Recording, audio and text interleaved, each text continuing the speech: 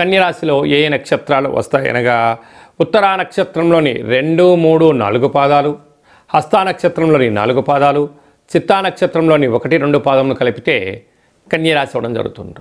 కన్యరాశి యొక్క అధిపతి బుధ భగవానుడు. రాశిలోనే కేతు సంచార స్థితి ఉండడం, 6వ స్థానంలో త్రిగ్రహ కూటమి రవి బుధులు కలిసి ఉండడం వల్ల బుధాదిత్య రాజయోగం, అక్కడే రవితో కలిసినటువంటి శని సంచార స్థితి ఉండడం వలన రుణాలకు దూరంగా ఉండండి, అప్పులు ఇవ్వద్దు, అప్పులు తెచ్చుకోవద్దు.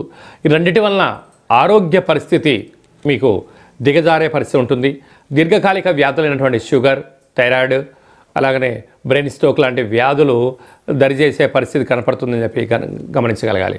ఈ వీడియో మీరు చూస్తున్నారు అన్నట్లయితే మీరు మహాదేవుడికి మహాశివరాత్రి సందర్భంగా అభిషేకం చేసే సమయం ఆసన్నమైందని చెప్పి మీరు గుర్తుపెట్టుకోగలగాలి.